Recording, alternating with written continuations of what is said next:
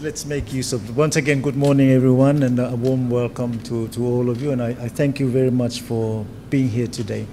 This morning, we have it's a special occasion that you're about to witness. We are going to be signing the MOU between the University of Melbourne, which is one of the largest universities in Australia, and of course one of the most prestigious as well, and with Solomon Islands National University. It represents a threshold, a new milestone in our partnership as we continue to look to grow and develop our national university. So I thank you very much, Professor Michael Wesley and your team who've come here for not just for this occasion, but also to grace us with the other seminar series. And so I'd like to encourage those of you who have come here today to continue to participate over the next couple of days on many interesting subject matters that we will be working on in language, in culture, peace building, that we're looking to explore to develop our partnership with the University of Melbourne. Like many MOUs, it's a signature on a piece of paper, but I'd like to encourage us to ensure that it is more than just a signature on a piece of paper, that we put a lot of meat and beef into this MOU and make it happen for the Solomon Islands National University, but more importantly for the people of Solomon Islands. As I was explaining to us yesterday, that in Solomon Islands here we face a lot of development challenges that we need as a university to try and help the government and help the people find solutions to the many development problems that we are confronting as a young nation. And therefore I'm looking towards these kind of partnerships are important to help develop the capacity that we have here at the university, but also to help us find solutions. As I've always said, it's our responsibility at the university to help find solutions to our economic and social and health problems, the myriad of problems and challenges that our communities are facing. But we can't do these things on our own. We don't have all the answers to many of the problems. Ideas don't recognize any boundaries. And therefore for us, this endeavor requires us to reach out to those who have actually had a longer history than us in working on these issues. But I hope that there are also going to be mutual benefits, not just benefits that flow on to the staff and the faculties of the Solomon Islands National University, but I hope also that there are mutual benefits for Melbourne as well, that you too will be enriched by the fact that you can come and join us and be part of Solomon Islands and part of the Pacific Islands as we journey towards looking at some of the global challenges that our peoples are confronting. So on that note, it is a humbling honor for me to represent the Solomon Islands National University, but also to welcome you, Professor Michael, and also your team, Deborah, and others, Tanya and Tyrone. Good to mas for looking you walalo here. Some of these our colleagues from the University of Melbourne are actually not new to Solomon Islands. Some of them have been here for the last 30 or so years. They speak our language, they speak Pidgin as well, and so a warm welcome. And I'm particularly pleased to see you all back here, and I'm particularly pleased to see you share with us in this journey that we want. I've always said and recognized the importance of SINU as a national institution. And my message has always been that what better way to develop the country than to invest in our national institution, because we are all here trying to help develop the next generation of thought leaders of Solomon Islands. The work that you do, staff, is so critical. The teachers that you send out, the nurses that we send out, the people with technical skills that we send out are helping to contribute to this country. Therefore, you have a critical role to play, and therefore this partnership that we will be building up with University of Melbourne and other universities as well. I was telling my colleagues at University of Melbourne yesterday that in some ways I feel a bit embarrassed in the partnership, because last week we were at Kyoto University. Dr. Eric and I were there as part of our partnership as well. And for those of you who don't know, Kyoto University in Japan is probably the second oldest university in Japan, but also it has actually produced 13 Nobel Prize winners. And so from that perspective of the status of these universities and the status of University of Melbourne, which I think on record is probably the best at the moment. It's ranked amongst the top 20 in the world, I think. And for us, it's such a humble honor to be able to participate and partner with these very important universities. And a year ago, I got a call. I was on a Zoom call with someone from Cambridge University who was very interested to partner also with us in development of a joint master's, particularly looking at indigenous knowledge. And so what is it that interests our colleagues from the University of Melbourne and Kyoto University and Cambridge University to partner with a small institution like Solomon Islands National University? But what it is that we are at the forefront of many of society's challenges that the world faces. The impacts of climate change, global warming, society. We are facing a health crisis here, non-communicable disease, survival with regards to livelihood issues, and also we're at the epicenter of the geostrategic competition and struggle that we're seeing. And so these issues are of interest to others because we're the only ones who confront them, and therefore we provide a fertile ground for others to come in and help and support us find solution to those issues. So thank you very much.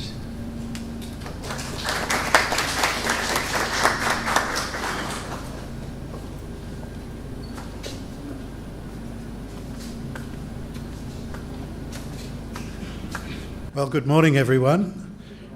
My name's Michael Wesley. I'm Deputy Vice-Chancellor, Global Culture and Engagement at the University of Melbourne, and it's wonderful to be back here in Solomon Islands.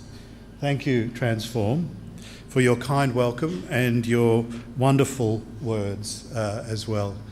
Can I also pay tribute to and thank the traditional owners of the land on which we are meeting today, and thank you for your welcome onto your beautiful land. I'm delighted to be here in Honiara on behalf of the University of Melbourne today. The University of Melbourne places engagement with communities in the region at the centre of our global engagement. Our purpose? To benefit society through the transformative impact of education and research, and through our global strategy, Advancing Melbourne Globally, where we have set out our commitment to be a hub of knowledge and research for Asia and the Pacific region. We've been working with partners in the Pacific for many years in research areas of mutual interest, as well as with the flow of students to and from our nations. Last year, we launched the Oceania Institute at the University of Melbourne, bringing together and enhancing the collaboration between the university and the people and institutions throughout Oceania. The Institute celebrates the peoples and countries of Oceania, respects their custodianship of their seas and islands, and supports their aspirations. It has been exciting to see the Oceania Institute embody its mission over the past 10 months to bring meaningful, reciprocal and sustained partnerships with the region and build a community of mutual learning and problem solving, and today's event certainly embodies that mission. I am delighted to be joined by colleagues from the Oceania Institute today, including its co-director, Associate Professor Deb McDougall. So it's with great excitement that we are signing this MOU with Solomon Islands National University. We have so many interests in Solomon Islands, many of them represented by my colleagues with us today. But it's our intention to use this MOU to vastly increase the University of Melbourne's engagement with Solomon Islands. There are a number of things that I'm hoping to talk to Dr. Transform about, including student exchange, staff exchange, mutual learning, and so much more. So I look forward to this MOU really accelerating the collaboration between our two universities, but also to making Solomon Islands a place that is familiar to so many more members of the University of Melbourne than it currently is. Thank you.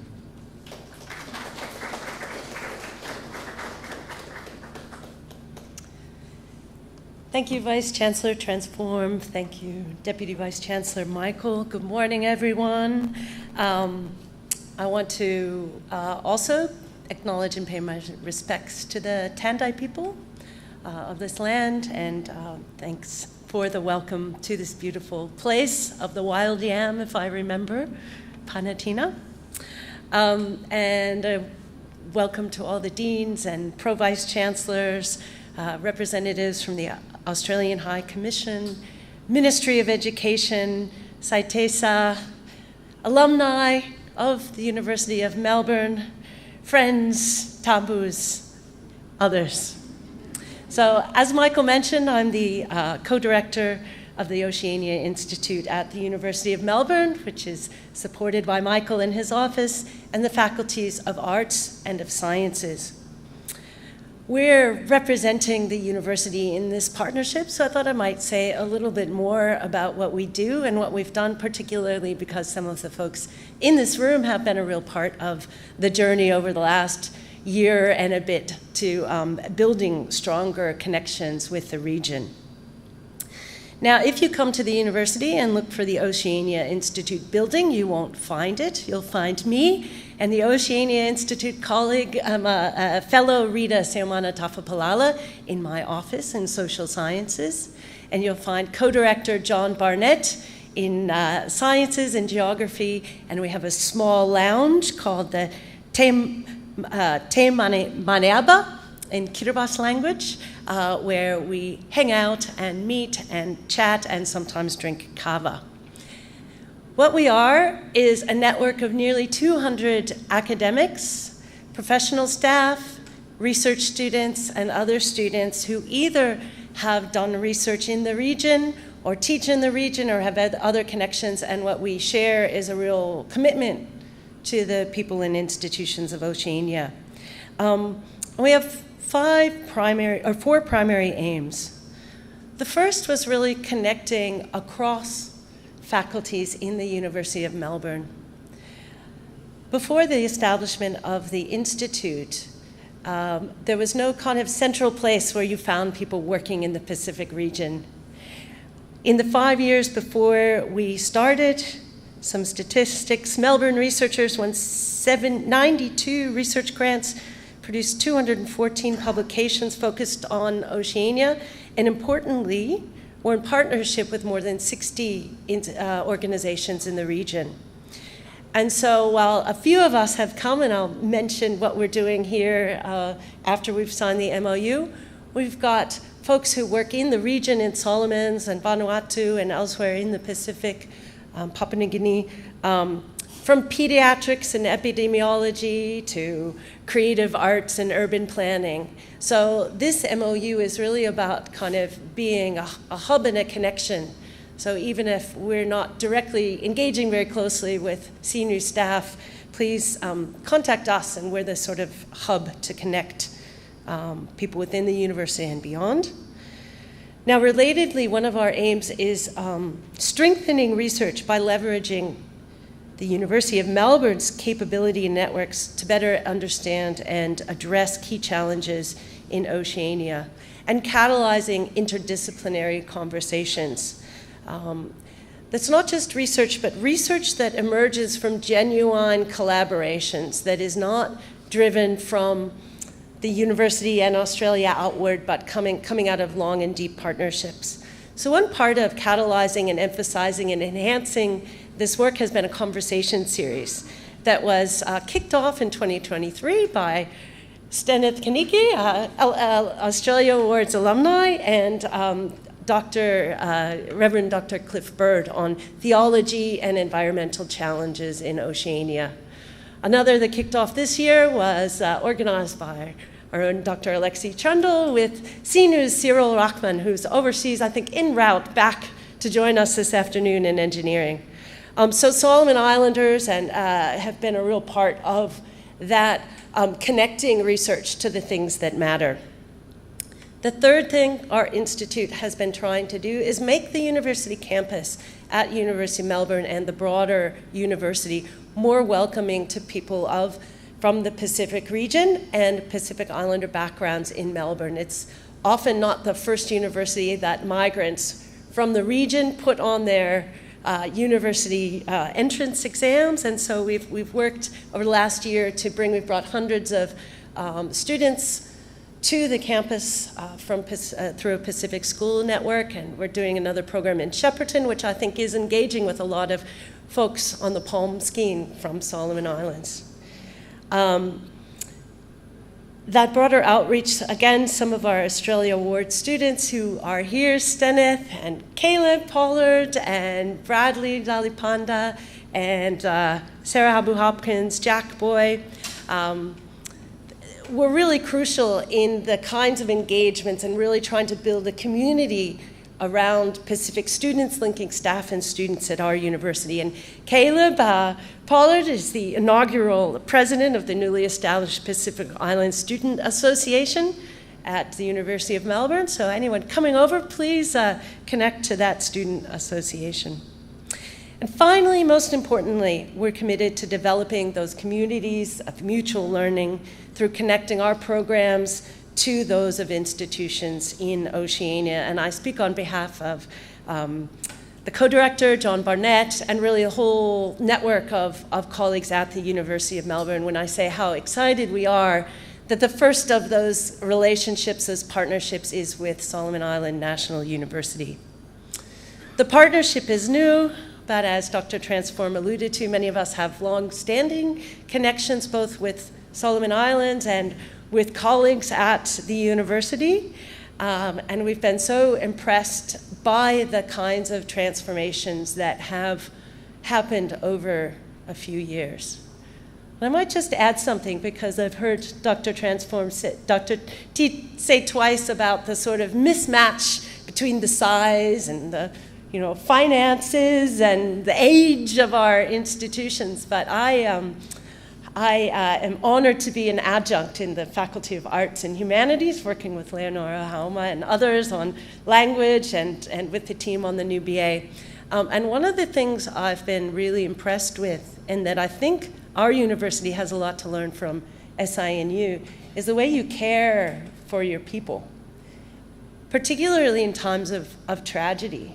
And so I think one visit when I came to partner, the faculty in the school were in mourning, and we're celebrating the life of the associate dean who had tragically passed away.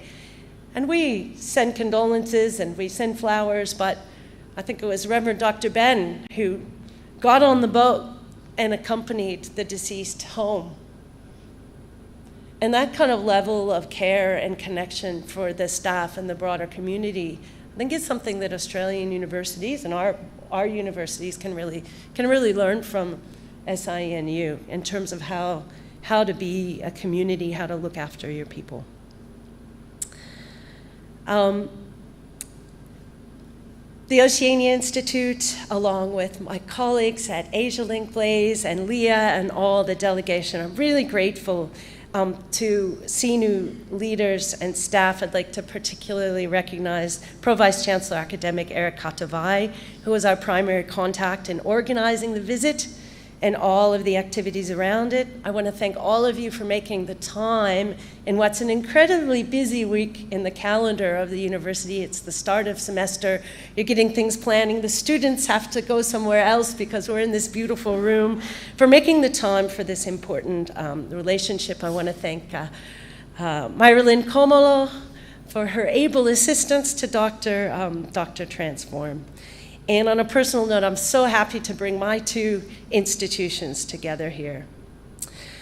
So on behalf of the University of Melbourne delegation, to all of you in the SINU community and the broader Solomon Islands community, thank you for taking this next step in our relationship. We look forward to productive and transformative work together in coming weeks, in the coming days, weeks, months, years, and hopefully decades. And with that, could I ask Vice Chancellor Transform and Deputy Vice Chancellor Michael to sign the MOU?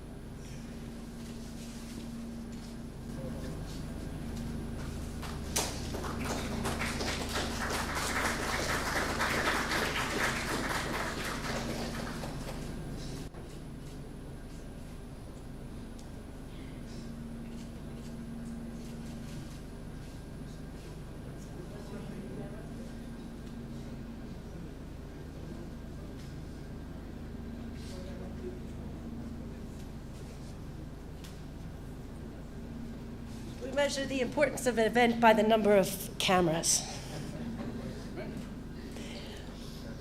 Wonderful. Thank you very much. Thank you to you all for witnessing the formalization of this relationship, this partnership between Solomon Island National University and the University of Melbourne. We're going to have, I believe, a break for morning tea. What's that? Oh, a quick drink break. But before we do, I want to say a little bit about the next phase of this program. We're so grateful that this signing of the MOU could be part of the SINU Australia seminar, which is organized with the support of the Australian High Commission. So thank you very much, all the reps from the High Commission who've made this possible. It's also part of the Asia and the Pacific Outlook series, another new program launched last year to convene leading minds within the region, to create topical discussion and debate for the issues that matter most to both Australia and the region. And it's hard to think about a topic that matters more than education. In many ways, that's hopefully the key to solving many of the other issues. This series and this delegation has been supported by Asialink, an organization that's working with the University of Melbourne to develop people-to-people connections across the region. And I thank Blaze, who's in the back in the blue shirt, and Analyst for their work with the SINU team on this event.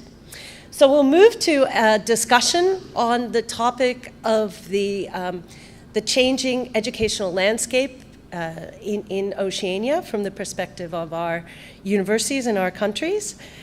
This conversation is going to be led and moderated by Ms. Christina Bakolo, Policy Analyst in the Strategic Support Division of the Ministry of Education and Human Resources Development. Aside from being a fabulous moderator, Christina is leading the Education Legislative Framework team, which supports the ministry in preparing for the full implementation of the new Education Act of 2023. Ms. Bakolo has contributed to the ministry in many roles, over 15 years of experience in the field of education, and is dedicated to improving education systems and policies. She advocates for equity in education, gender equity, child protection, and the safeguarding of children, and she's also a researcher with a particular interest in the importance of retaining teachers in Solomon Islands. So we're really pleased to have Christina as a moderator to bring to our two university leaders some of the concerns that emerge from her work and with the ministry and in the education sector in this country. So with that, I'll invite you to have a cold or hot drink. and we'll recommence in 5 minutes or so for the seminar part. Thank you so much.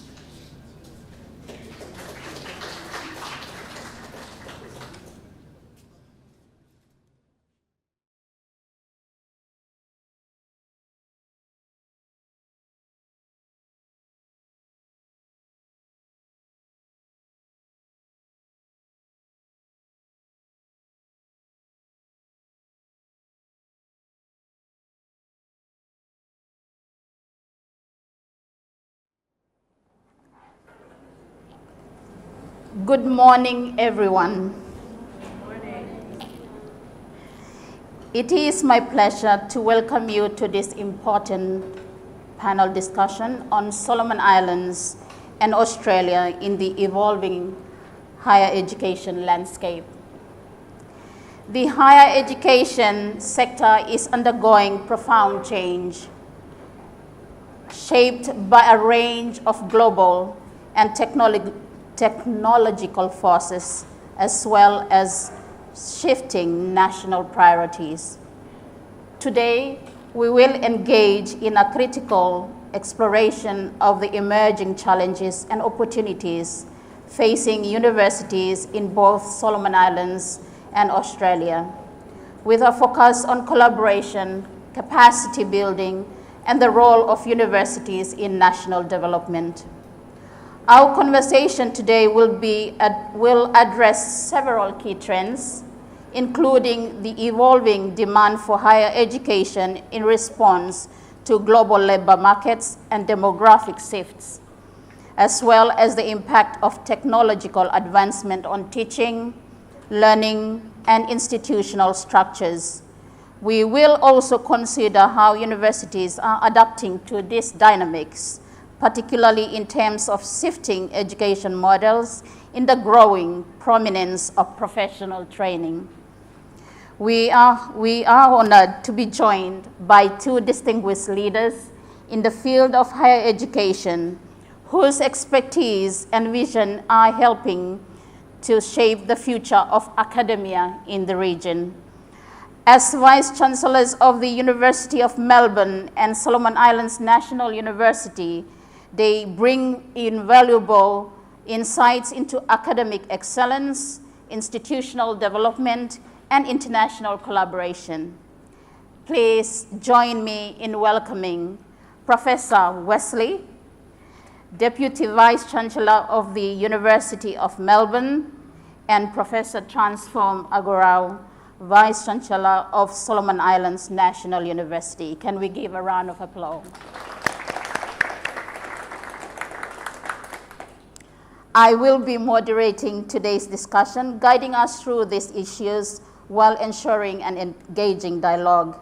To begin, I would like to invite our panelists to share their opening remarks before we delve into the discussion. I will invite Professor Aqorau first, and followed by Professor Wesley. Thank you.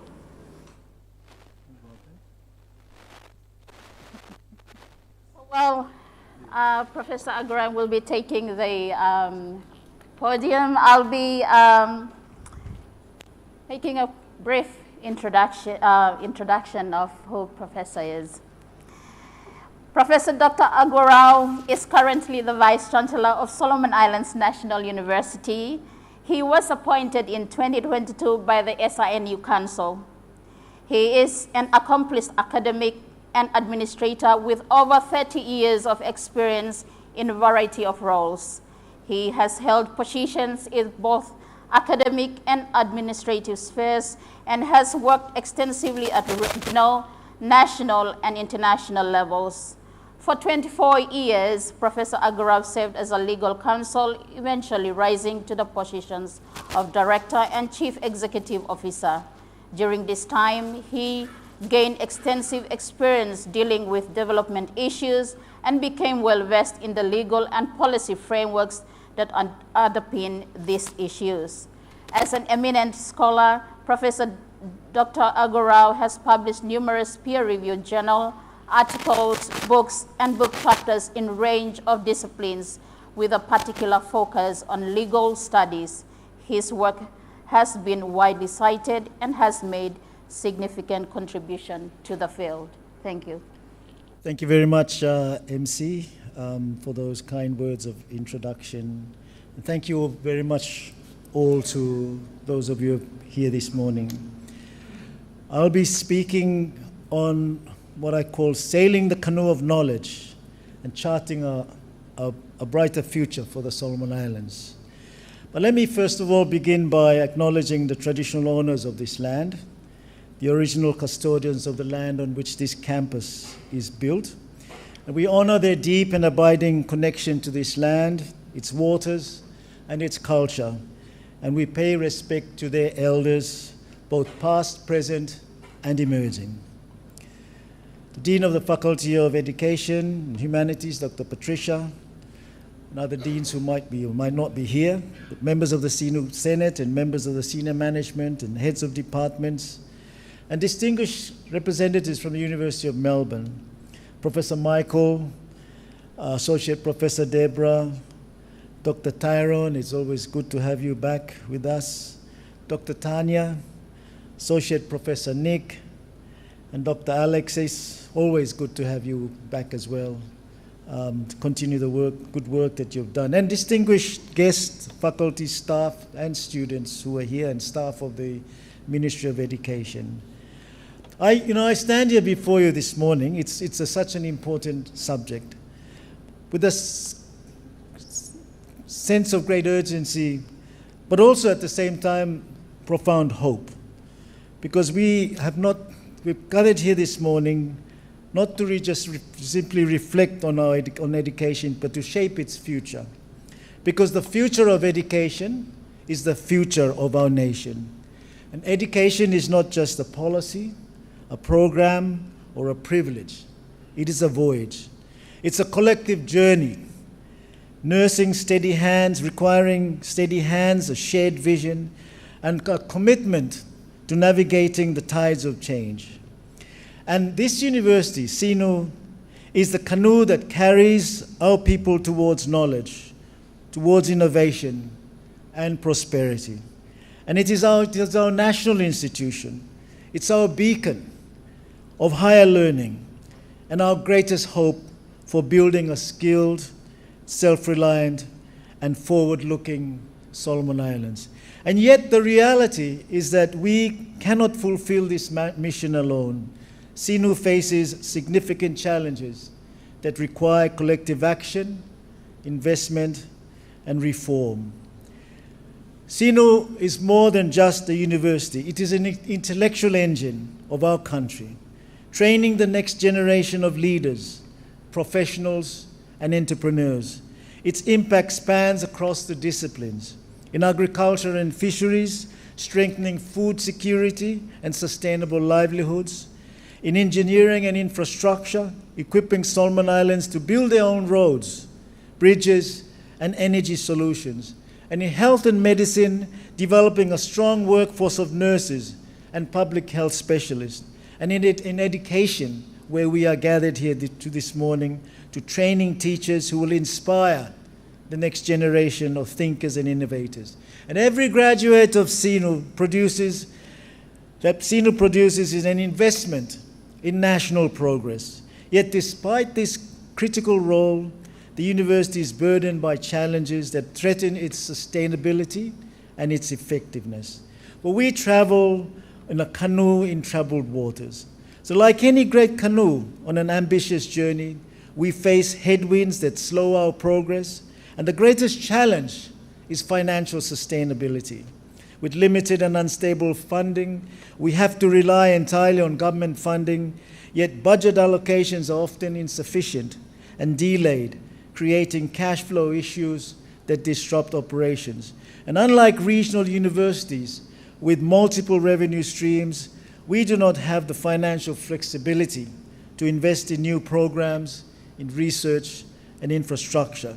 And without diversified funding sources, we will continue to struggle to expand, to innovate, or compete with international institutions. We also face a problem in that many of our students are unable to graduate due to outstanding fees. And many students have successfully completed their studies, but they cannot graduate because they have outstanding tuition fees. This situation is wasting national talent. These students or graduates should be in the workforce, contributing to the economy, but instead many of them remain in limbo. And their skills are urgently needed in hospitals, in classrooms, in businesses, and in industries. But without certificates in their hand, their potential remains locked away. And SINU lacks, we struggle to maintain modern infrastructure needed for a rapidly changing world, with laboratories, libraries, and digital learning tools quite underfunded. And I know from my colleagues or staff here, they are overstretched, often taking multiple roles without adequate resources or professional development opportunities. But I believe in the future of this institution because investing in SINU is not just an education policy. For me, it's an economic reform strategy. A well-funded, a well-managed, and internationally competitive university is a catalyst for national transformation. We need to build a skilled workforce. Every economy thrives on a skilled labor force, and SINU is the primary institution responsible for training professionals across all key sectors. An educated workforce means less reliance on foreign labor, keeping jobs and expertise within the country. And strengthening SINU means training more local engineers, maybe even in the future doctors, teachers, and entrepreneurs who will drive economic growth. And we need to reducing our dependency on foreign investments because every year government spends millions on overseas scholarships. So strengthening SINU will allow more students to study locally, save the country millions in foreign exchange, while keeping intellectual capital at home. But more importantly, we can encourage research and innovation because universities are engines of innovation and entrepreneurship. And I sincerely believe that a well-funded SINU can develop research hubs focused on agriculture, fisheries, climate change, and digital technology, creating new industries and employment opportunities. So our university should not be seen as a cost to government, but as an investment with high returns and unlocking workforce potential, the case for waiving outstanding fees. The current policy of withholding graduation certificates due to unpaid fees is counterproductive, in my personal view, to national development. Because these graduates are ready to enter the workforce, start businesses, and contribute to economic growth. And therefore, by preventing them from graduating, we are delaying their ability to earn, to pay taxes, and contribute to national progress.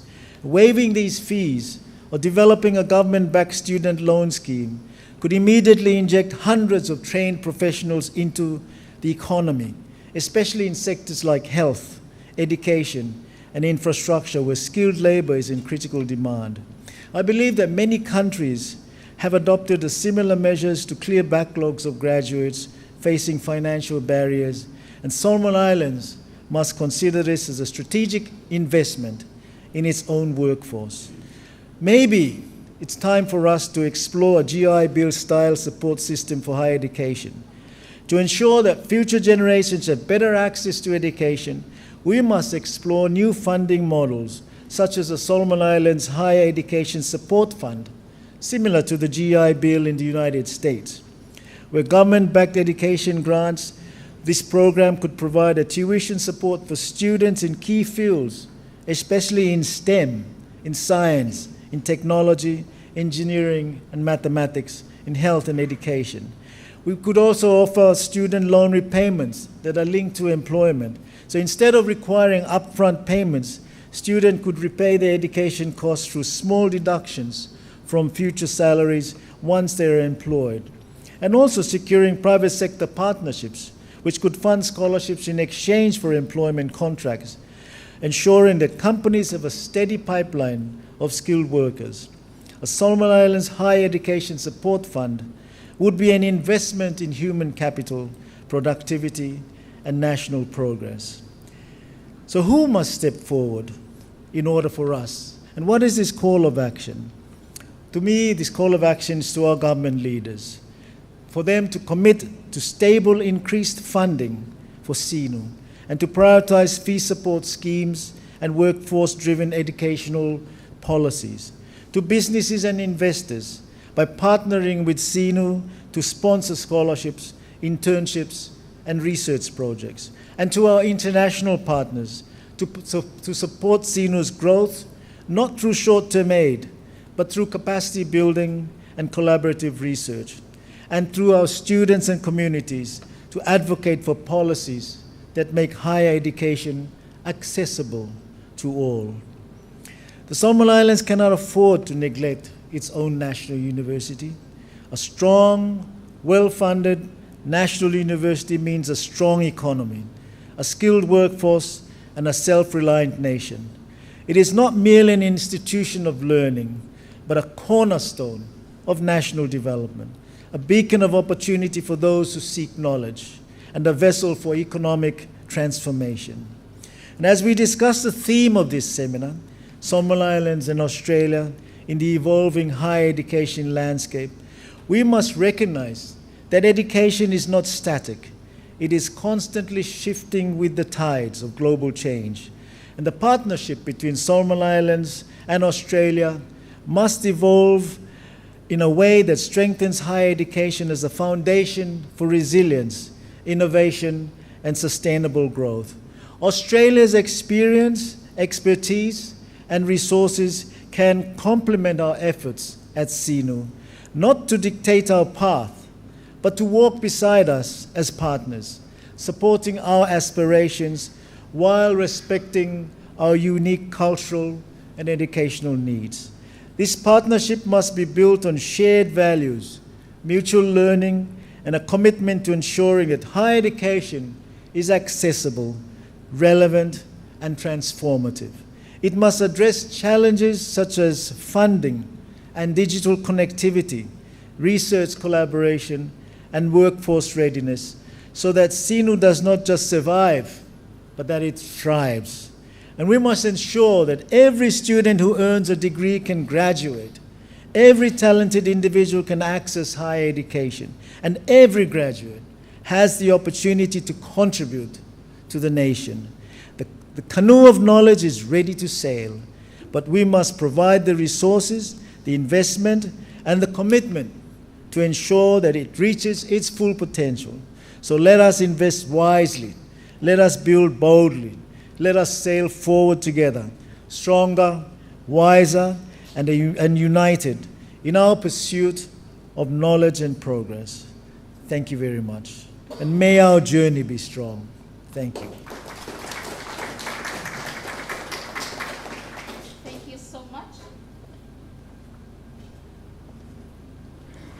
All right, thank you so much. I'll be asking Professor Michael to go next. But I would like to briefly introduce Professor Michael Wesley. Michael Wesley is currently the Deputy Vice Chancellor, Global Culture and Engagement. Professor Michael is provides leadership across the University of Melbourne with overall responsibility for strategic guidance and expert advice on external and global engagement. He is also an international relations scholar whose work has focused on Australian foreign policy, including Australia engagement with the Solomon Islands. His most recent book is Help and Friend, Australia and the Regional Assistance Mission to Solomon Islands. Before joining the University of Melbourne, he was Dean of College of Asia and the Pacific at the Australian National University. He has also held positions as the Executive Director of the Lowy Institute, the University of Queensland, Director of the Griffith Asia Institute at Griffith University, and Assistant Director General for Transnational Issues at the Office of National Assessment. Thank you, Professor Wesley. Thank you, Christina, for that very warm introduction, and good morning again, everyone. I very much enjoyed Dr. Transform's remarks, and I guess my remarks are going to zoom out a little bit to look at the context in which Solomon Islands and Australia and their higher education institutions are operating in the 21st century. My main contention is that the world of higher education in whatever country you happen to have your university in is being influenced increasingly by deepening forces of educational globalisation. And what I would suggest is that these forces of advancing globalisation in higher education are being driven primarily by 5 factors, and they provide really, I think, the context for the partnership between SINU and the University of Melbourne, but also for individually what our universities are doing. So what are these 5 factors? I think they really began back in the 1970s, where you had a particular shift in government policy, particularly in Western countries, where government policy was to use research and education as a tool of national soft power. A great example of this is when countries like Australia and the United States sought to draw the People's Republic of China into the international system as what Robert Zoellick later was to call a responsible stakeholder. And so some of the very first agreements signed between Australia and China and the United States and China were about collaboration in higher education, particularly collaboration in research, but also collaboration in student exchange, academic exchange. And the belief underpinning this diplomacy of higher education was that this was a way of drawing countries together and developing common interests between countries. Research was seen as strengthening bilateral relations and assisting China to emerge as a modern nation and a modern economy. Higher education was seen to use a vogue term, a form of elite capture. The more of another country's elite and leaders your own country could train, the more you could rely on positively disposed alumni to be your friends diplomatically into the future. The second development, chronologically I would say, was the rise of international education in the 1980s and 1990s. What I mean by that is the large-scale movement of students from their home countries to foreign countries to be educated at university level.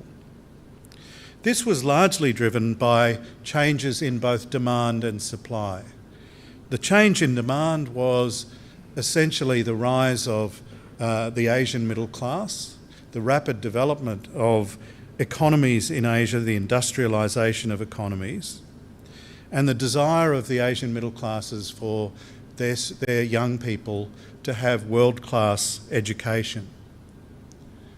It was also driven by a number of other factors. It was very clear to governments and to societies that university education is more and more essential for a person's involvement in most areas of the economy. As economies develop and become more industrialised, more sophisticated, more and more professions need a university education to be able to take part in those. And you got what's been called the massification of higher education. So that's where universities trained a tiny proportion. In Australia, for example, up until the 1970s, about 5% of a university age cohort went to universities. You've now got the situation where 50% of Australians are accessing a university education. There was a shortage of supply of higher education in the countries of Asia, and you had the birth of the higher education market. At the same time, countries like Australia saw that higher education could be an export market of the future, and it was called, and still is called, an export industry. And so universities were encouraged to welcome international students onto their campuses. And as a consequence, in Australia per capita is the most internationalised higher education system in the world. Just before the pandemic, Australia, with a population of just 24 million, was educating 18% of all international students in the world, which is a massive proportion for a higher education system our size. The third element was the rise at the beginning of the 21st century of international ranking systems. Suddenly, universities were being compared not to other local universities, but to universities everywhere around the world. As a consequence, these rankings were wildly successful. They became the measure of a university. They became a big factor in determining flows of talented academics, students, and resources towards universities. And so universities have had to take the global ranking system seriously. The result has been that the global education landscape and educational globalisation has become increasingly competitive, with an eye to the rankings. I would be lying if I said the University of Melbourne pays no attention to the rankings. What it's also led to, can I put my own cards on the table? University rankings are a huge tautology. They essentially are based on what the people who design rankings think a good university looks like, and then they reward universities that look like good universities.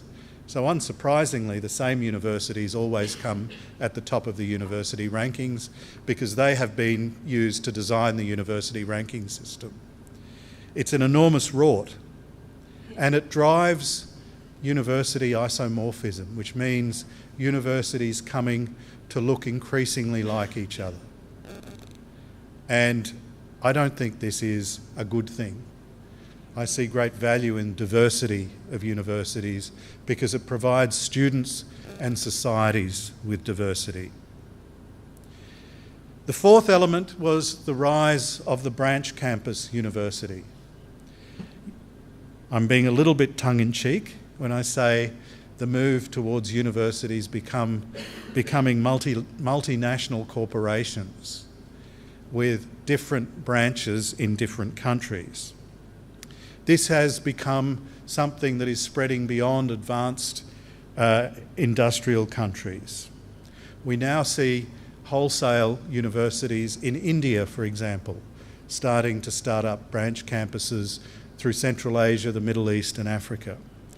We're starting to see universities in Latin America consider similar things, in Eastern Europe. So the diversity in one way is being increased by the rise of the university, the multinational university. The fifth element driving globalisation in higher education is online education and the rise of professional development.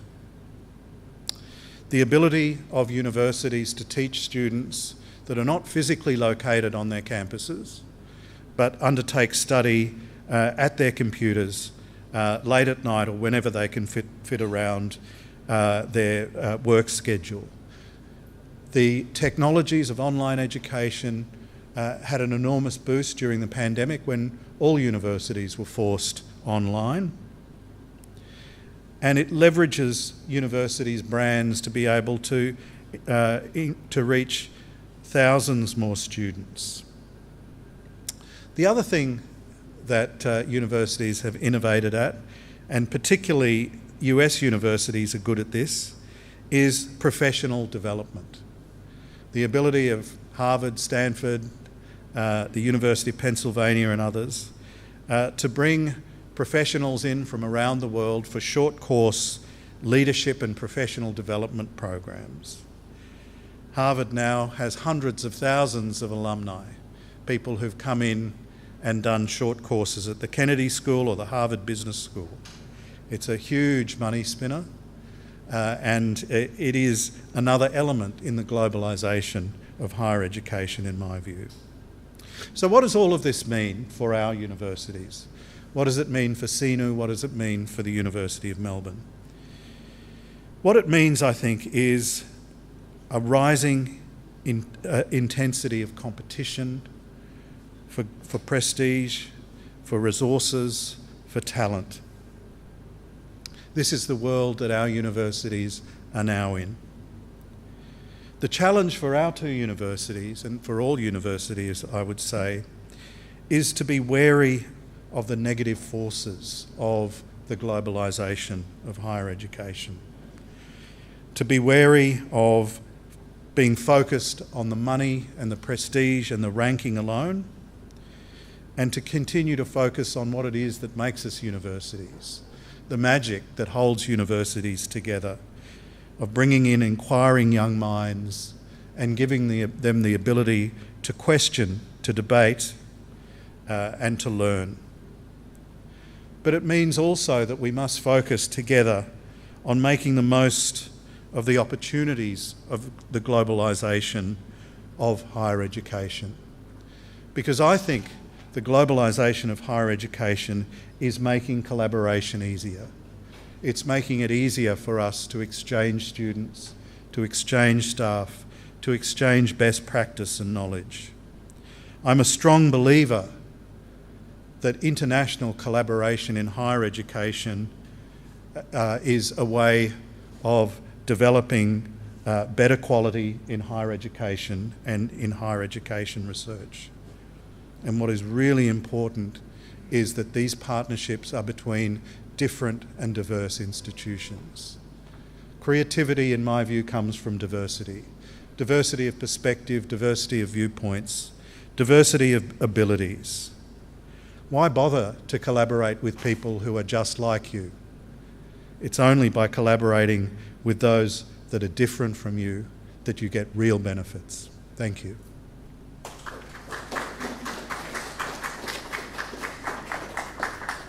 Thank you so much, panelists, for the informative remarks. So I would like to start off by asking you some questions based on what you have just said. So I pick on some matters that I want to ask. Now, I noted, Dr. Transform, you mentioned that currently there are a lot of issues faced by Solomon Islands National University, and there is a suggestion for Solomon Islands government to better support the university and to ensure skilled workforce. So what is the role of universities to develop skilled workforce for national and regional economical growth? So, and to extend to that as well, and how can you, there's a lot of issues raised by Professor Aqorau. So in this partnership as well, how can the University of Melbourne support the initiatives of SINU to build a national and regional skilled workforce for economical growth? Thank you. Thank you for that question. So we all recognize the singular importance of national or human capital, and that is the primary role that SINU and other tertiary institutions have played and play and will continue to play. The teachers that are then sent out to the workforce to then teach in our primary schools and in our high schools, who then teach the next generation of Solomon Islands. So there's a generational benefit and contribution and responsibility. that SINU as an institution has. Same with the nurses, with our agriculture, agroforestry, our forest fisheries, and also in our engineering, the need for planning and so on and so forth. All you need to look at is where the country is right now, and you can appreciate the importance that an institution has in playing that role, including those who are working in government ministries and so on and so forth. So, for me, it goes without saying that the SINU and any tertiary institution, for that matter, has a critical role to play in nation building and national development of the country, because we are a partner also, not just contributing towards human capital, the development of human capital, but we're also a partner with the government in achieving its social and economic goals and aspirations. And we are partners with politicians too, that when they go out and campaign on the promise to help improve the lives of their constituents and voters, we are a partner in that, because we, through the research, through the work that we're doing at the university, we contribute to the endeavors and aspirations that our politicians have. And therefore, it goes without saying that there's a mutual connection and relationship between their goals and interests and what they should be doing in order to support the university. I've often said we cannot have a national hospital, we cannot have a national university that is supported halfway. You either have a national hospital where you can treat people, otherwise people will go in there and not come out alive. Or the same thing, you have a national institution, educational institution, that educates wholly and effectively. So, having said that, I'm also not necessarily intimidated by the declining government financial contribution to the university, which has been in decline over the last few years. And it's up to us at the university now to draw on the great intellectual horsepower that we have. And if we're teaching business and entrepreneurship, to then leverage our assets, which is land and properties, and convert all of that into improved, diversified revenue sources. So I'm actually quite confident. We're not going to be able to cover all of that because, government is still your major contributor, but there's a lot more that the university can do, including developing programs, after-hour programs, evening classes, and so on and so forth. And this is where these kind of partnerships then become important, because the power of innovation in developing innovative and creative programs can be drawn from diversifying the partnerships that we have, and these diversified partnerships should result in increased programs, which then increase your revenue sources to the university. So, to answer your question about the financial sustainability, if done properly, with increase in the programs that we have, because those are your sources of revenue, and also leveraging the assets and the land that you have, then of course you can diversify your revenue. And this is also where this diversification in the programs can come about with the research that you're also doing and the partnerships that you build. Thank you. So I'm going to take a slightly different tack. Of course, universities are about training young people to become vital parts of the economy. But I guess my reflections from Australia is be careful about overdoing the culture of vocationalism in universities, because I think that has become rampant in Australia, and I think it's very, very dangerous. And I'll give you 3 reasons why. Firstly, I think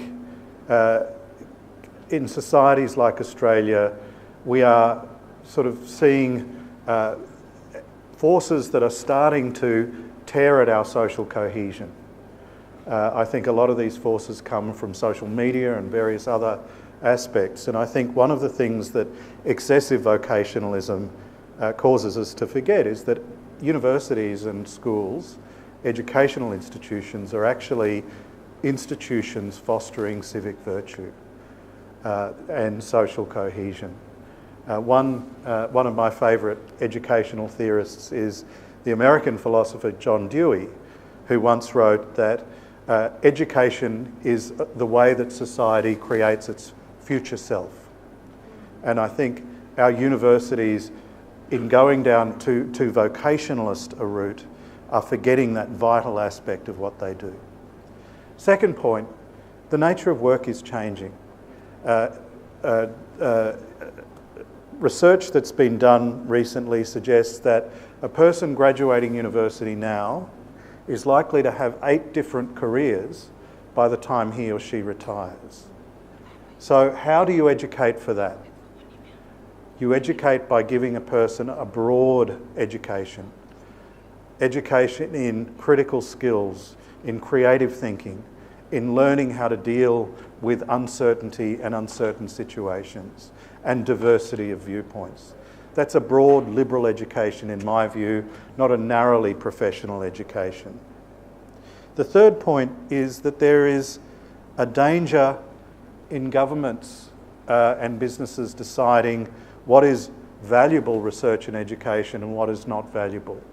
And this is increasingly happening in Australia, where certain degrees, certain subjects are being made much more expensive because they're perceived to be of little economic use in Australia.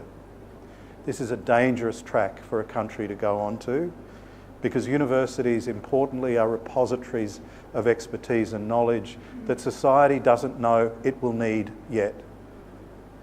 A great example of that is that at the end of the Cold War, the West systematically disinvested in Russian studies. You had Russian language studies closing down and so on and so forth.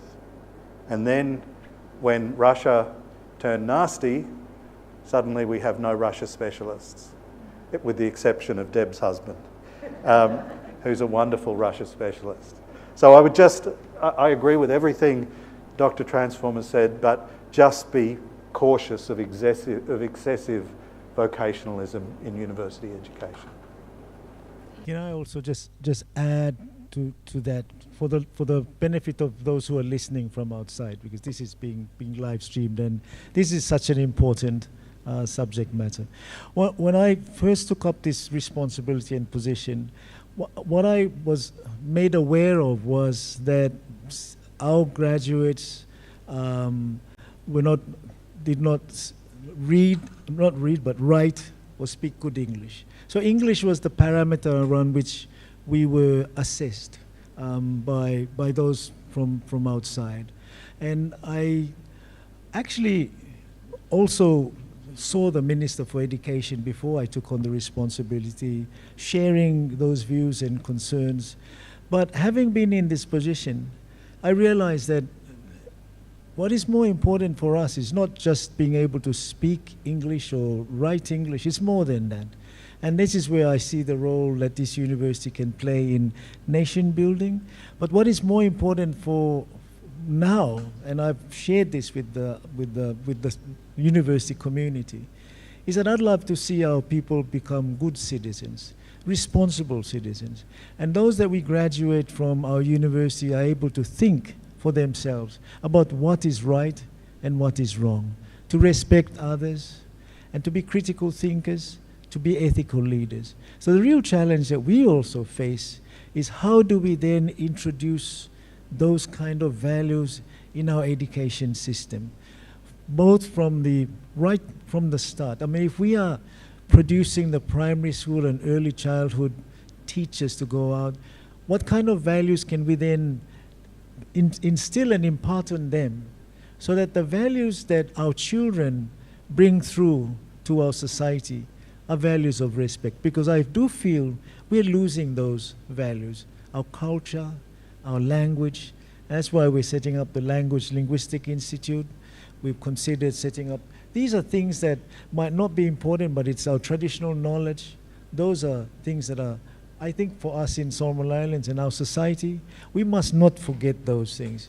It's all very well to learn and speak, but let's not be judged and assessed by how well one speaks English and how well one writes English. But let us assess the quality of who we produce by the respect that they have and from knowing what is right from wrong. Thank you so much for those responses. Still on skill development, this is really interesting. It's also a national issue as well. I noted you mentioned about the ranking of universities and the importance of tertiary attainment. Say for example, we have a lot of Solomon Islanders who attended high-ranking universities, and whether or not they would like to come back to Solomons and serve for a period of time to save the country, to save its people. And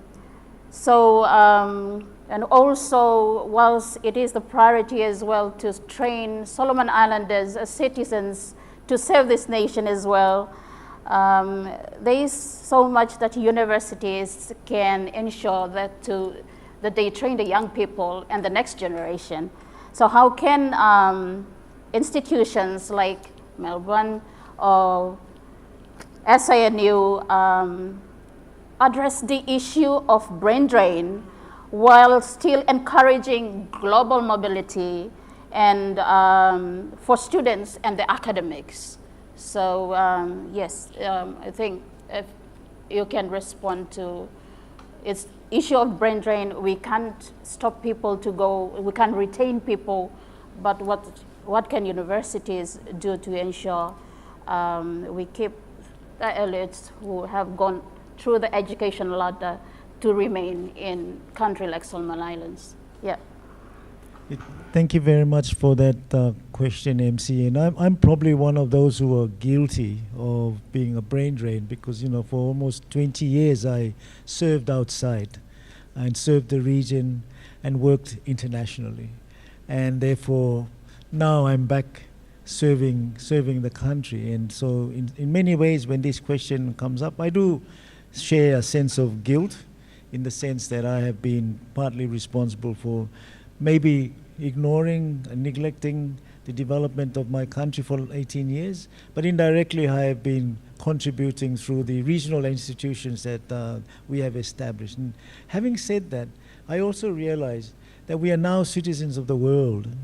Our younger people are now connected more and more with those outside through social media, through internet, through Facebook, and therefore the skills that we must now develop, as Professor Wesley said, is the specialization is no longer going to be the case, and now you need to make people more marketable with multiple marketable skills. And I call, and I've often described that the next generation of thought leaders are those that will have global employability skills so that we can contribute not just to those working in Solomon Islands, and we must recognize that it's true, we need to develop our country, but we are part of a global community now, and therefore we must recognize also that the ideal situation for me and my dream is to see our graduates here being able to work in Australia, New Zealand, Canada, United States, on the strength of the qualification that they get and the education that they have here. So I don't wish to begrudge those who have the opportunity of working overseas, but serving the country and serving this national institution is probably one of the best and the most rewarding way in which we can contribute. And I know many of you have been here far longer than me, and you have done a wonderful job in terms of contributing to the country. But there's no better way for me personally to be able to help and serve my country in what we're doing, because I recognize that we're helping to support the next generation of thought leaders of the country. I agree with that, and I think Dr. Trans is a classic example of that. Someone who has travelled, who has worked overseas, who has had the best of educations in different countries but has come back to serve his country. I think one of the things that we need to be mindful of is not allowing students to forget that their higher education is a privilege, not a right. And I do worry that in Australia there's an increasing sort of culture of entitlement, that I'm entitled to higher education, that people aren't entitled to higher education. It is a privilege. And I think it's important for society and for universities to remind people who have university educations that they have an obligation to pay it back in a way that you're paying it back, Dr. Transform, that they have an obligation to pay back those who have supported them in getting to where they've got to. And I think that's another area that we actually need to work more on. Thank you so much. Before I ask the audience to also ask some questions to you both, I would like to also ask the final one for me in regards to digital access to education. That's really the trend nowadays as well. So how has digital transformation impacted higher education in both Solomon Islands and in Australia? Thank you. Digital education is the future. And as we saw during COVID with online learning, and making education more accessible is the future for us, through distant flexible learning and tailored learning for not just our young people, but also for our working force. And for us in Solomon Islands, the dream and the aspiration should be education from birth to your old age. We should not stop. We should not be denied the opportunity simply because you're living in the village. And therefore the real challenge now is to roll out digital connectivity right throughout the country. And so the evolution of this is that we've had some informal discussions with Elon Musk's representative based in Singapore, with Starlink. And the rumor is, and I'm not really sure if it's confirmed or not, but it's possible that he might be coming here in September when we host the forum. I mean, he has expressed an interest in that, because what they're really interested in is to also, for a country like Solomon Islands, we are just perfect where they can, with all the development challenges that we have, and the internet and communication connectivity, to be able to unlock that potential, both in education and also in health. And so later on this month, I think it is, Richard Griffith, who is his engagement advisor, he emailed and said he was coming to try and prepare for that possible visit, but to partner with. What I recognize in this age is that it is important to partner with those who have the technology.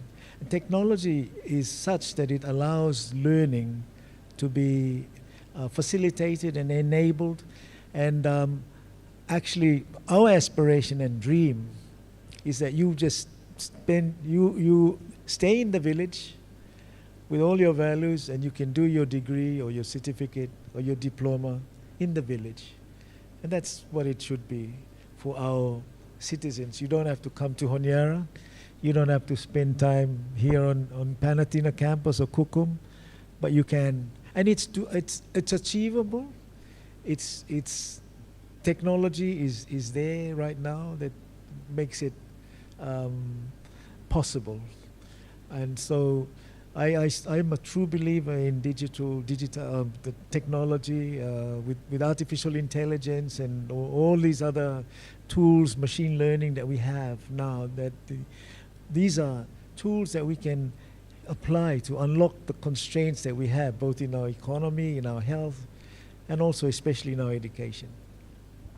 Much to add to that.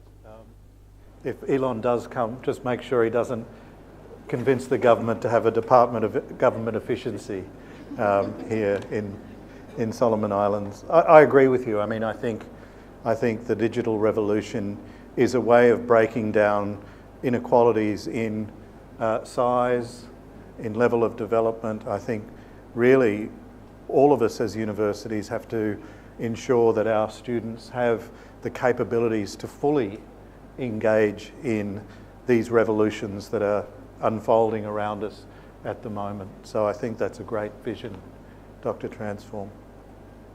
Well, thank you so much for the responses. Now I would like to ask the audience, can we hear from any student, either teacher or student from Kukum campus who would like to ask a question?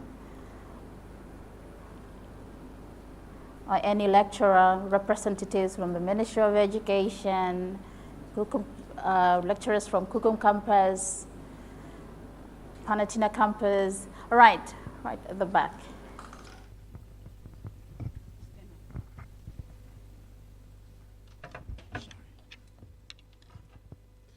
Hi, my name is Billy Fito from the University of the South Pacific, and thank you for the invitation to attend this very important seminar.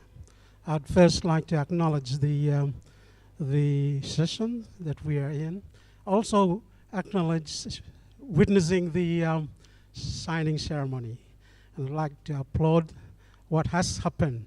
I have been following Dr. T's vision, and it was tremendous. We have a leader that will take us. He has a direction. So I'd like to thank you, Dr. T, for everything that you have done. Well, based on the seminar that we had, I've also listened to acknowledge what has been mentioned. If I could recall a presentation that I did last year, I think, from a conference, I've asked the question, what is the future that we want for Solomon Islands? And who will give us that? Is it politicians? Is it institutions, academic institutions? Is it institutions out there, the primary and secondary? Who will give us that future? What shape do we want for that future? And it depends on us. Higher education that was mentioned by Wesley. For us in our institution, if you don't publish A for senior lecturers, A+, your contract will not be renewed.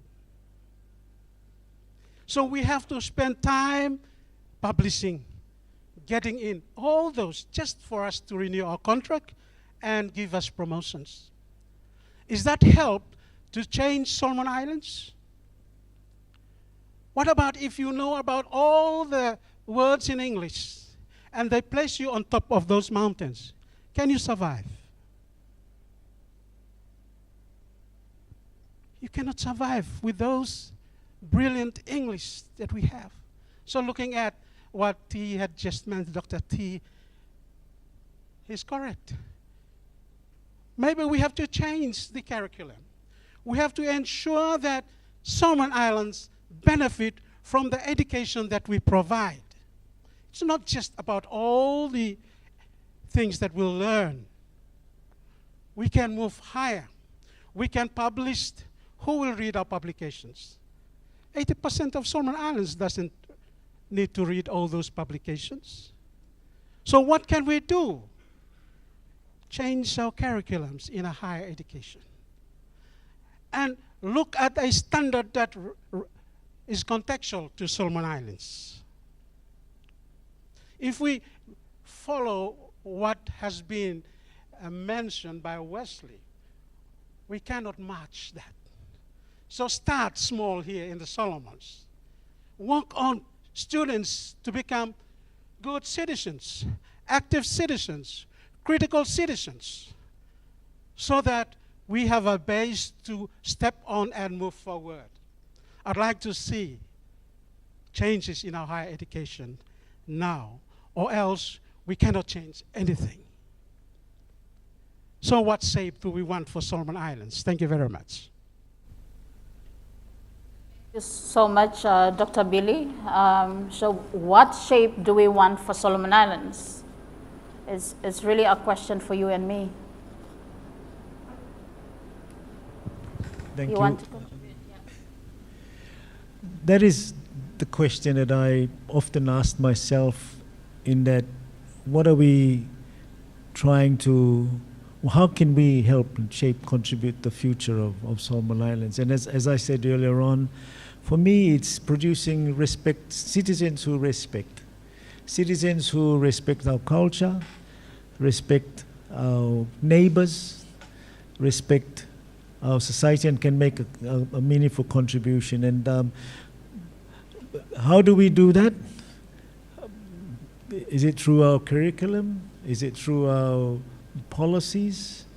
It is through our, the primary school education and early childhood education, teaching that we are instilling here at the university. So all I recognize is that this is it's a journey, and that it's development and change does take a generation. But we need to recognize that it's something that we can and should do as an education. We've got, senior people from the Ministry of Education here, but it is not it should not left to them alone. It's a responsibility that all of us, parents, leaders, traditional leaders, provincial leaders, chiefs, youths, they all have a role to play in, especially to ask themselves the question, what is it that you want for yourself? And I'm sure everyone just want to have the ability to be able to live an ordinary and peaceful life where they can also earn a decent living. And that is what we need to also create too for our community and society. And this is where it becomes a responsibility too of our leaders to create the enabling environment where our people can also live and work and earn in a society where they can feel honored and treasured and not feel alienated from what is going on in the society. But unfortunately, in Solomon Islands, the development trajectory of our budget, the development trajectory of our country is such that only a small elite group of people have access to the resources that most of us need. And so it's increasingly becoming obvious that there is an increasing alienation of the general populace. And so when you feel disenfranchised, it becomes difficult for us to create and develop a society that is law-abiding and respectful when we look to those who should supposed to be leading the way for us, empowering themselves. And that is the most unfortunate. That's unfortunate. But we recognize that, and I've observed those developments, and that's, unfortunately, that's the way things are in Solomon Islands. But we, as a university, must play our role, and that's all we can do, is to play the part that we have to play in building a society in which our young people that come out, and then also, more importantly, so that the young people who are being educated here know that what's happening around them and by the leadership is wrong, and therefore they can question all of that. That is what I feel we should also be. And my encouragement to the university students, I've always been speaking to our university students, to the student body last year, to the Solomon Islands National University executive, has been that you cannot remain silent, that you must be active participants in the development of the country. Otherwise, your future is not going to be healthy and good.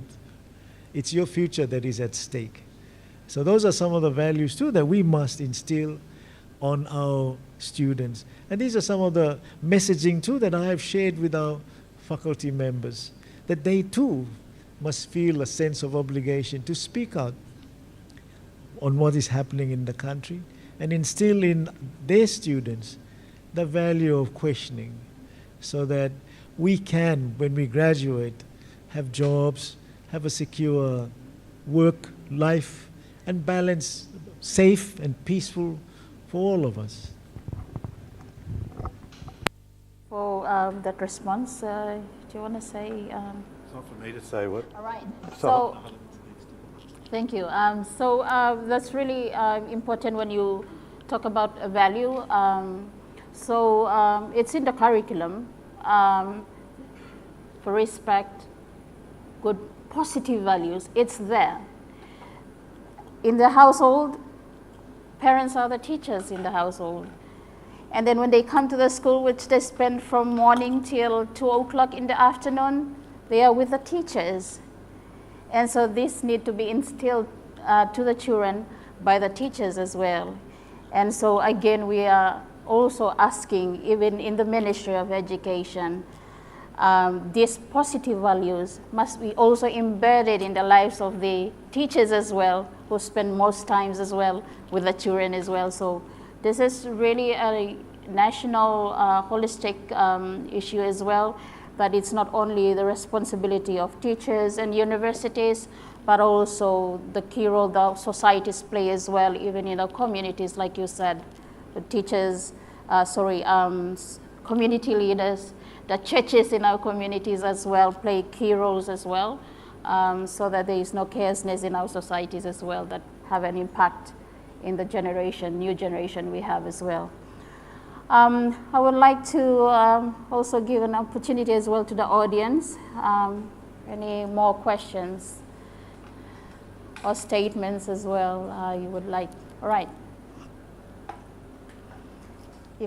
Your question directly to Professor Wesley or Professor Transform, just say so as well. Thank you very much. My name is Humphrey Harrington, and I work at the Faculty of Nursing, Medicine and Health Science.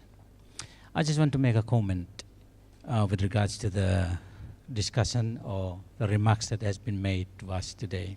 My first one is, I'm intrigued with the question that my brother at the back questioned us. What sort of Solomon Islands or what sort of education system or whatever you want to say, you want to see here in the Solomons.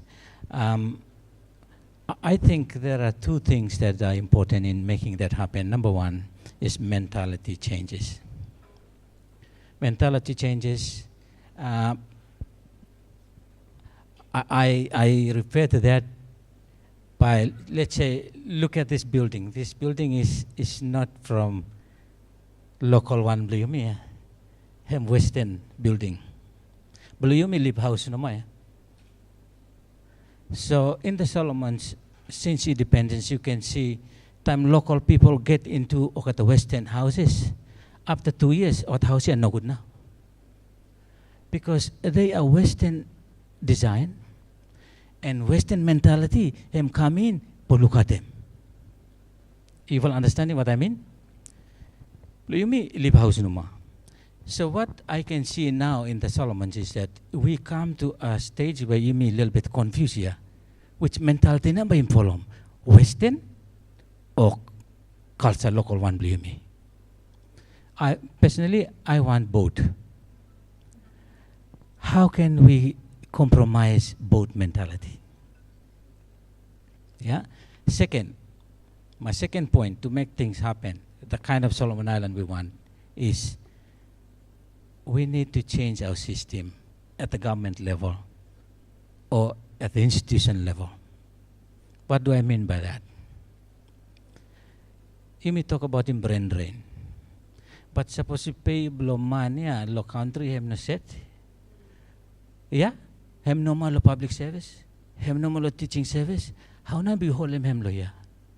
We need to review those things. Some of the policies that we have stopped since independence here. I'm talking about GO, General Order, Blogaman. Nobody review that.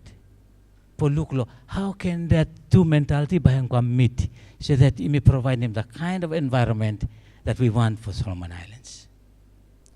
System need to change because time me drive low road, me look him, sample drinking bottle finish, throw outside low window. If that is the case, what can Solomon Island do like him?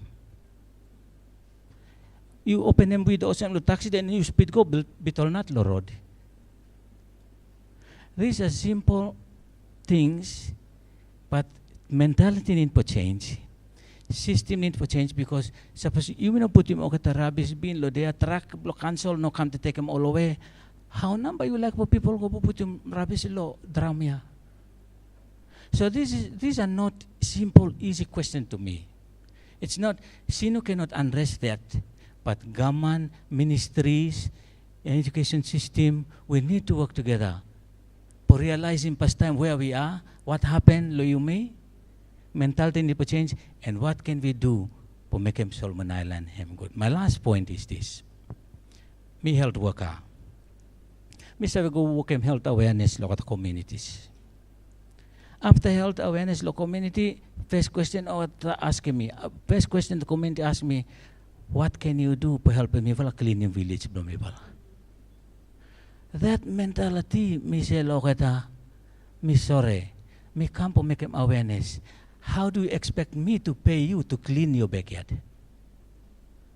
And this kind of mentality, me like what talking me as education institution and evil foreign us to welcome, brother and sister blumifala, need to be changed. But time mo kata leaders blow me and pay him sola, pay him kappa, paymenting, that mentality him still continue.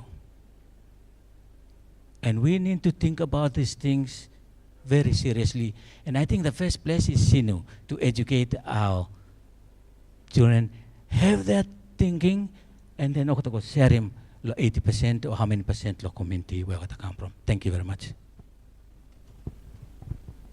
Thank you so much, Dr. Transform. You just want to respond to the statement and question?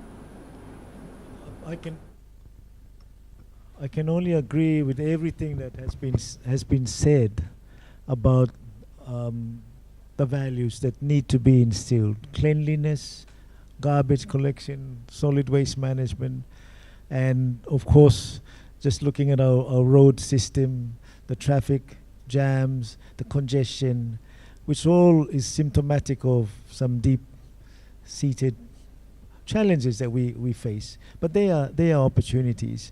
And I was very impressed with my trip to Japan recently, although I've been to Japan many times before. But the conversation that I had with Dr. Eric was the respect in their culture for each other. And we both said, yet they're not Christians. But they live and extol the virtues of our Christian faith.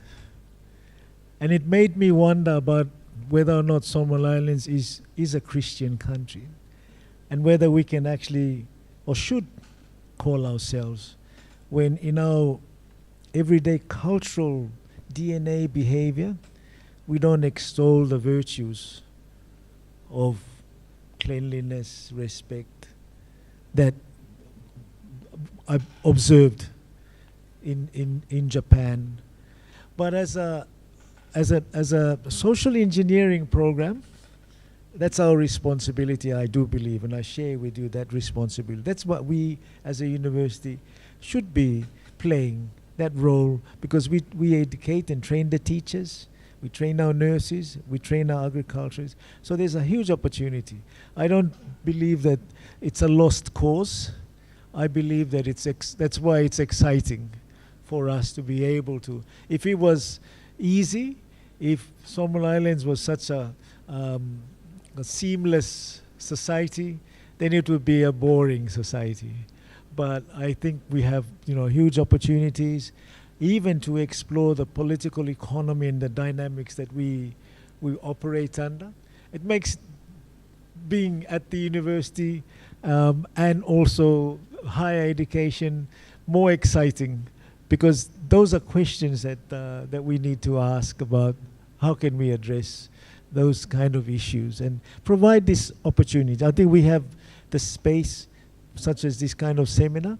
We must provide an opportunity for members of our public to come at these kind of venues like the university to air their views and talk about these issues without fear. And that is what I hope to see us improve and continue to play as part of our contribution to the social and economic development of the country. Thank you. Right. Can I have a final question from the audience? All right.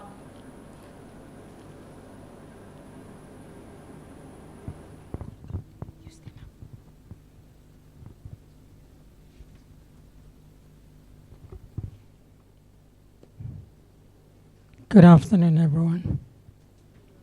My name is Patrick Meniti, and I work here as a physical education teacher. I'd like to call myself as a teacher.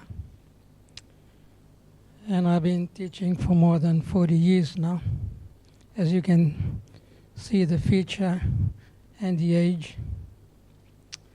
As I sat and watched and listened, a lot of things came into mind. And I'd like to, if I'm the last person, maybe conclude with a mess. And the mess that I was trying to think my way around it is connected with all these virtues and the values and of course the knowledge and the experiences that a lot of us has gained from our early days. And so the cycle, probably for people like me, from the village to class 1. Some of you, probably the village, the early childhood, and so on. So I said, I'd leave you in a mess, or leave us in a mess, because I'm trying to figure out how SINU could, or any university, because I know when we talk about parents, we have all gone through the system, through the education system. A lot of the times, parents, the public, you and I, when we start to point fingers to who would be blamed for the breakdown of values, breakdown of being a good citizen, sometimes we forget that probably we are one of those people who forgot to do our part, making sure our child, our children has the value. So then we won't be complaining about or discussing in this room.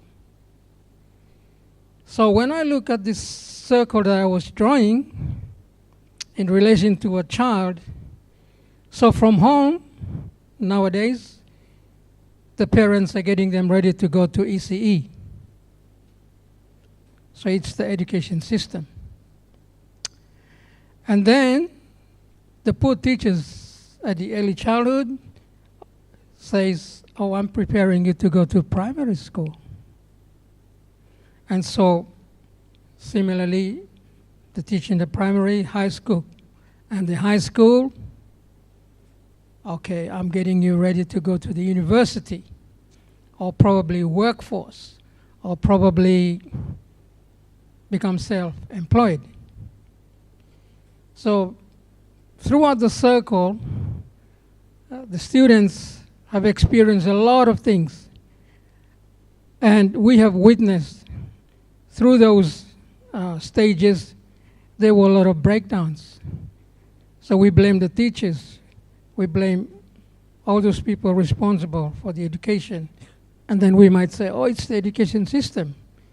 Because probably previously we target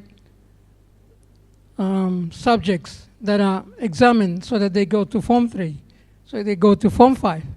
So probably there are a lot of mismatch in relation to the values. And so we concentrate on the content, the knowledge, and we forget about the virtues.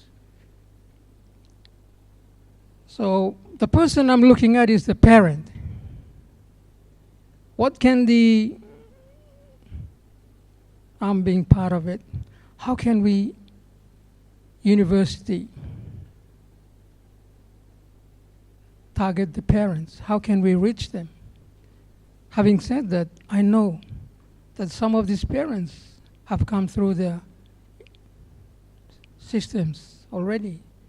But if you look, a lot of the breakdowns came because maybe the parents are not preparing the child. The foundation probably has not been laid, yeah, in regard to all this cultural virtue that we're talking about. So I'm just maybe sharing how I feel, the way I look at things at this moment of time. That's why I said I'm leaving us in a mess for you to think about. Thank you. Well, thank you so much for your comments. I'm sure the audience here are going to think about it, and also the panelists here. This is really, you set the transition from AC up to even the higher education as well. But before I close, there's one last one, looking ahead.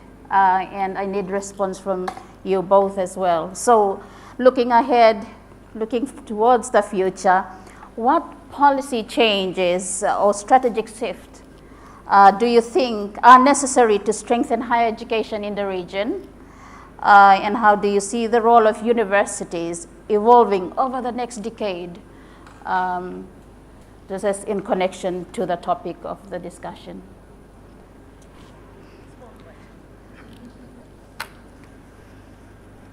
That's an easy question, I think. It's actually a very difficult question in terms of because many people have different views about what the role of a university is, and as I said, for me, the role of a university should be symbolic of national unity, or a place where we can come in and create national identity, a place where we also, of course, having train and send people out, but it's more than that.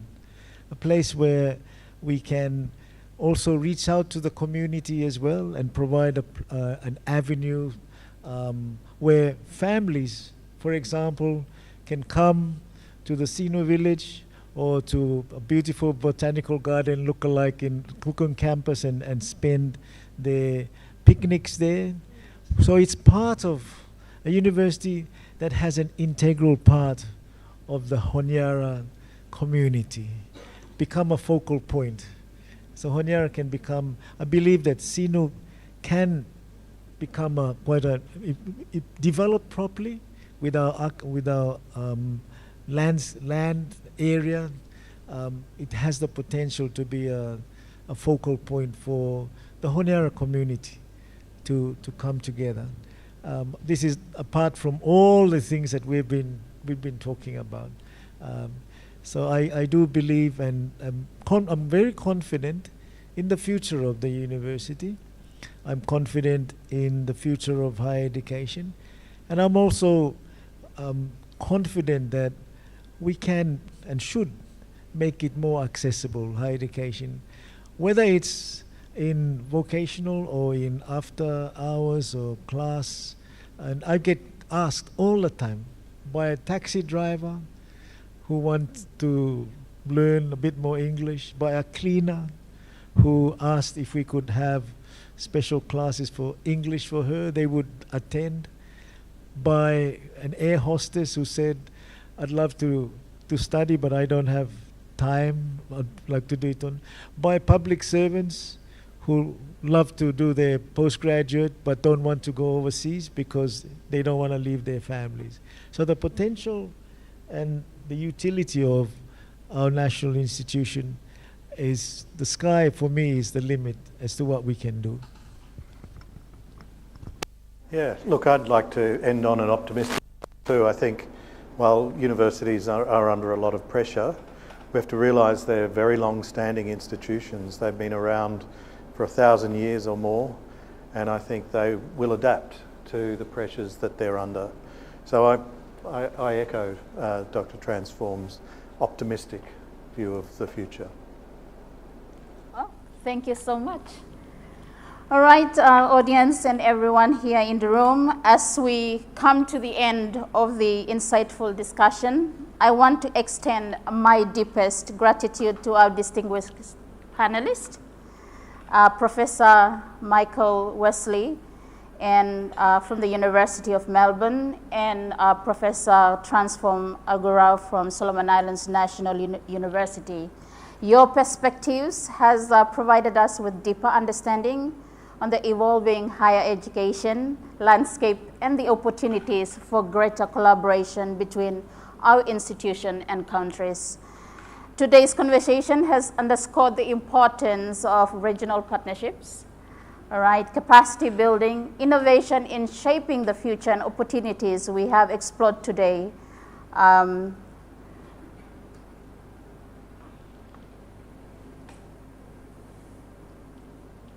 It is clear that universities are not just places of learning, but vital contributors to national development, research, and global engagement. To our audience, thank you for your participation and engagement. These discussions are just the beginning. The challenges and opportunities we have explored today require continued dialogue, collaboration, and action from all of us, whether as educators, policymakers, or students. Let's take the insights from today and turn them into meaningful steps forward. With that, I once again thank our panelists, our organizers, and all of you for being part of the important conversation. Please join me in giving our panelists a well-deserved round of applause. So I'll stop here as your moderator. I'll now hand it back to Dr. Deborah to continue.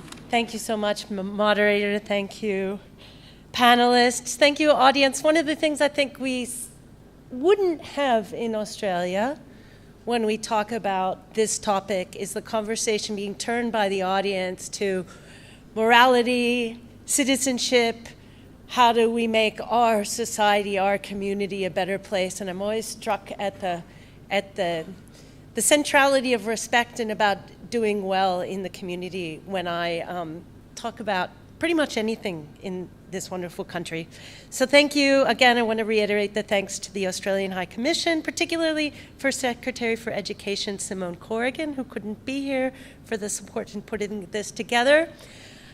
This conversation kicks off 2 days where we from Melbourne are meeting with our colleagues at SINU to have some structured conversations to develop really concrete plans on collaborative work.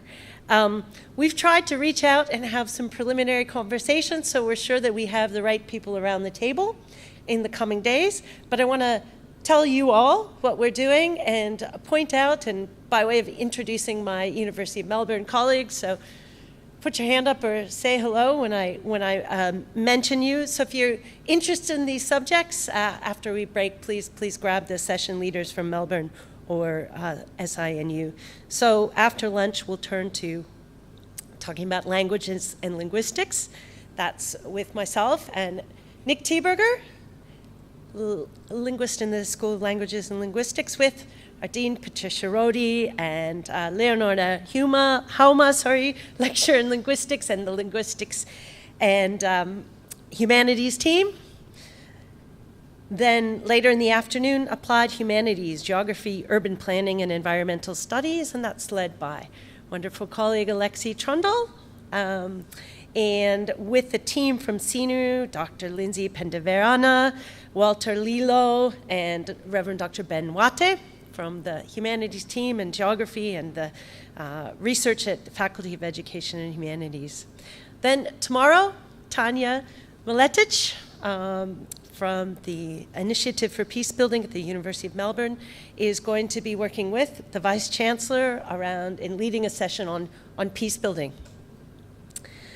And then biodiversity with Dr. Tyrone Lavery and Pro-Vice Chancellor Eric Katavai is in the afternoon on Wednesday. And then the last session Wednesday afternoon is really pulling it all together and strengthening our work together in higher education, led by our two leaders and the whole teams from both of our universities. So if you're not involved, please speak to us. And so with that, we'll close the formal proceedings. I think we want to get some photos, so if you all could stay, and we'll have the senior leaders from SINU and the University of Melbourne delegation come up for a photo. And also I'd like to ask the Australia Awards alumni from University of Melbourne who are here to also grab a photo with our group. Thank you so much. Thank you for your attention. Thank you for coming, and have a wonderful rest of the day.